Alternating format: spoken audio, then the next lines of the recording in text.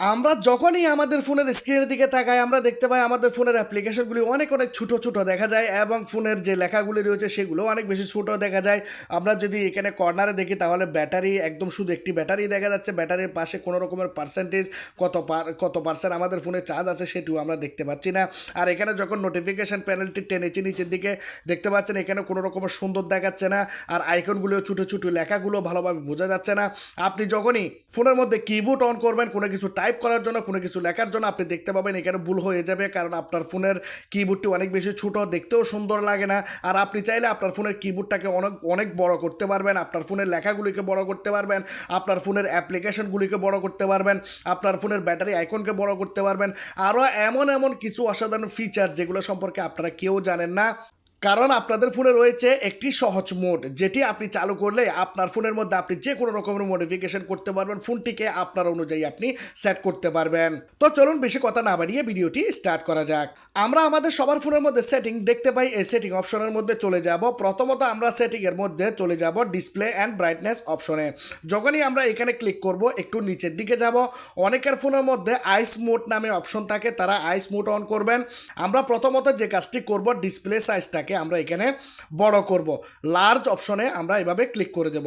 এখন দেখুন আপনার ফোনের ডিসপ্লের মধ্যে যে অ্যাপ্লিকেশনগুলি সেগুলি আরও বড় হয়ে গেছে, আপনারা দেখতে পাচ্ছেন দেখতে অনেকটাই বেশি চোখে লাগে, যার জন্য আপনি অ্যাপ্লিকেশন সহজে আপনি খুঁজে পাবেন। এরপর আপনি এখানে ফ্রন্ট সাইজের উপরে ক্লিক করে আপনি এই ফ্রন্ট সাইজটাকে আপনি অনেক অনেক বেশি বাড়িয়ে দিতে পারেন। আমি দেখুন একদম লার্জ করে দিয়েছি, বড় করে দিয়েছি। এরপর দেখুন সেটিংয়ের সব লেখাগুলি বড় হয়ে গিয়েছে। আপনি যদি এখান থেকে বের হয়ে যান সব অ্যাপ্লিকেশনের লেখাগুলিকে আপনি ভালোভাবে দেখতে পাবেন। আপনি যদি উপর থেকে নোটিফিকেশন প্যানেলটি টানেন আপনি আপনার এখানে নোটিফিকেশনের লেখাগুলিও আপনি ভালোভাবে দেখতে পারবেন, যা আপনার জন্য অনেক বেশি সুবিধাজনক হবে, কারণ এরকম ছোট লেখা দেখতে অনেক মানুষের চোখের সমস্যা থাকে, যার কারণে আমরা ভালোভাবে এখানে লেখাগুলিকে বুঝতে পারি না। আপনি চাইলে আপনার অনুযায়ী এই লেখাগুলিকে এভাবে সেট করতে পারেন। আমি মিডিয়ামে করে দিলাম, মিডিয়ামে করে দিলে আরও একটু বেশি সুন্দর লাগে, আপনারা চাইলে আরও বড়ও করতে পারেন।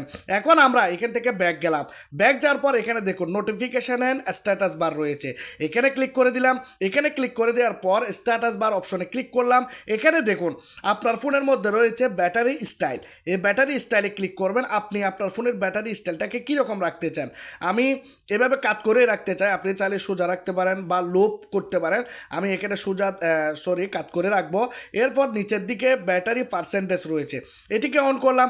এখানে আপনি কীরকম ধরনের পার্সেন্টেজ চান, আপনি যদি এভাবে ব্যাটারিটাকে রাখতে চান দেখুন এরকম হয়ে যাবে। আপনি যদি ইনসাইড ব্যাটারিতে করতে চান লেখাগুলি যেন ব্যাটারির ভিতরে দেখা যায় আপনি চাইলে সেরকম করতে পারেন, আপনার অনুযায়ী আপনি সেট করবেন। আমার এইভাবে পছন্দ, এইভাবে আমি সেট করে দিলাম। এখন আপনার ফোনের কিবোর্ডটাকেও আপনি চাইলে চেঞ্জ করতে পারেন। যেমন ধরুন আমি কাউকে মেসেজ করব, এখানে কিবোর্ডটিকে অন করলাম, কিন্তু আপনি দেখতে পাচ্ছেন কিবোর্ডের লেখাগুলি অনেক বেশি ছোট। তো আপনি যে কাজটি করতে পারেন এই যে এখানে সেটিং রয়েছে, সেটিং অপশনে ক্লিক করবেন। এরপর আপনি এখানে প্রিফারেন্স অপশনে ক্লিক করবেন। এরপর আপনি নিচের দিকে চলে যান, এখানে আপনি দেখুন ফ্রন্ট সাইজ রয়েছে, আপনি চাইলে এই ফ্রন্ট সাইজটাকে এখানে 200% পর্যন্ত বাড়িয়ে দিতে পারেন, যার কারণে কি হবে আপনার কিবোর্ডের যে লেখাগুলো রয়েছে সেগুলো অনেক বেশি বড় হয়ে যাবে। আর আপনি চাইলে আপনার কিবোর্ডটাকে আরও বেশি বড় করতে পারেন। যেমন ধরুন আপনি যদি এই যে অপশনটি রয়েছে এই অপশনের মধ্যে যদি ক্লিক করেন তাহলে এখানে আপনাকে কিছু অপশন দেখাবে আপনার ফোনের মধ্যে। আপনি যদি রিসাইজ করতে চান রিসাইজ অপশনে ক্লিক করলে এটিকে যদি এভাবে করেন তাহলে আপনার ফোনের যে কিবোর্ডটি রয়েছে সেটি আরও বেশি বড় হয়ে যাবে, যার কারণে আপনার টাইপিং করতে অনেক বেশি সুবিধা হবে। এরপর আপনি যদি চান আপনার এই কিবোর্ডটি সুন্দর দেখাচ্ছে না এরকম আপনি ডিফল্টভাবে দেখতে পারেন, আপনি চাইলে এটিকে কালার করতে পারেন, আপনি চাইলে এটির থিমকে চেঞ্জ করতে পারেন, যার জন্য আপনি আবার এই যে আইকনটি এখানে ক্লিক করে আপনারা এখানে সেটিংয়ে ক্লিক করবেন। এরপর আপনি থিমে ক্লিক করবেন। এরপর আপনি কিভাবে আপনার কিবোর্ডটাকে সাজাতে চান সেভাবে আপনারা সাজাতে পারবেন।